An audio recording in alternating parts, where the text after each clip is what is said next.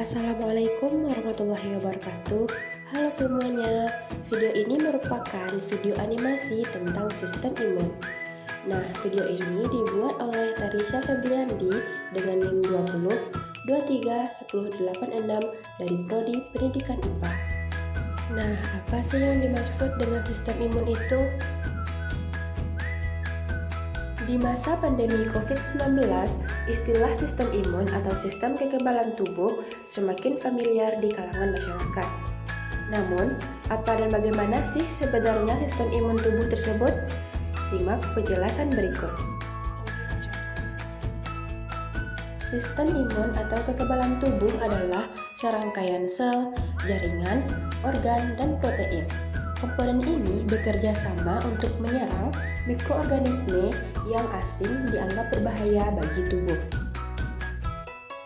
Mikroorganisme atau patogen antara lain bakteri, virus, jamur, serta racun yang dihasilkan oleh mikroba. Selanjutnya adalah fungsi sistem imun.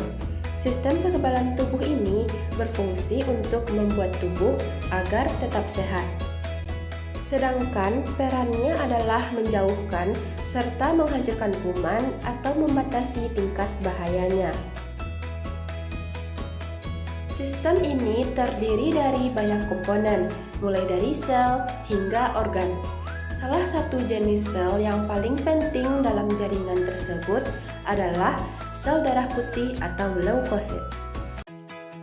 Jenis sel darah putih yang berperan dalam sistem imun yang pertama adalah fagosit. Fagosit berfungsi untuk memakan mikroorganisme berbahaya. Salah satu jenis fagosit yaitu neutrofil. Neutrofil bertugas untuk melawan infeksi bakteri. Itu sebabnya dokter meminta pemeriksaan neutrofil lewat tes darah lengkap untuk memastikan infeksi bakteri. Yang kedua adalah limfosit. Dalam sistem imun, limfosit B berfungsi untuk menemukan patogen dan mengingatnya. Setelah itu, limfosit T akan bertugas menghancurkan penyebab penyakit tersebut. Setiap orang mempunyai pertahanan tubuh yang berbeda-beda. Akan tetapi, umumnya daya tahan tubuh menjadi lebih kuat ketika di usia dewasa. Nah, alasannya adalah karena tubuh telah terpapar berbagai macam patogen, sehingga kekebalan tubuh tersebut berkembang. Berikut adalah beberapa macam sistem imun, yaitu macam-macam sistem imun. Yang pertama adalah imun aktif. Imun aktif merupakan sistem kekebalan tubuh aktif atau adaptif yang terjadi secara alami dan juga mengalami perkembangan sepanjang hidup.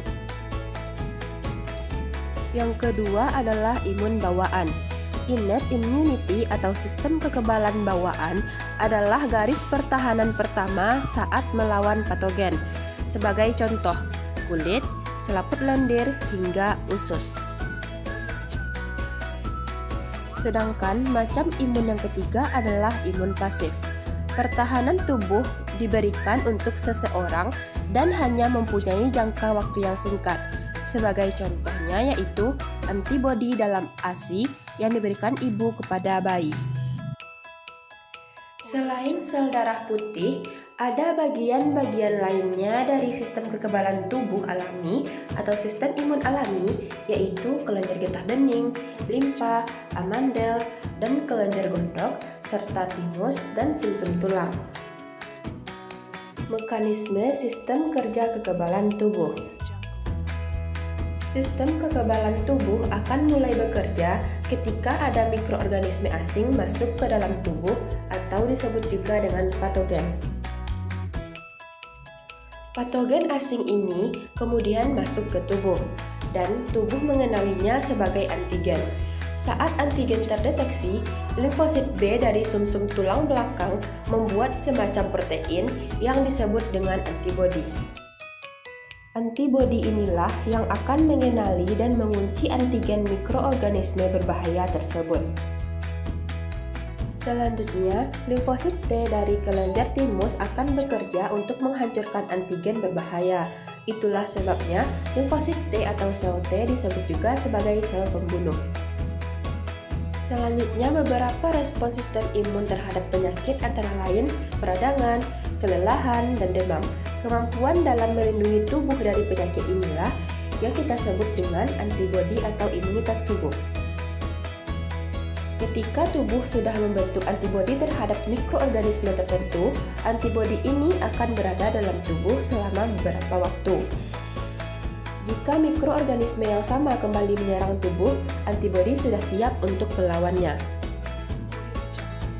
Selanjutnya adalah cara meningkatkan sistem imun. Yang pertama adalah tidur cukup, yang kedua konsumsi makanan bergizi yang seimbang, yang ketiga membatasi konsumsi gula, dan yang keempat rutin dalam berolahraga.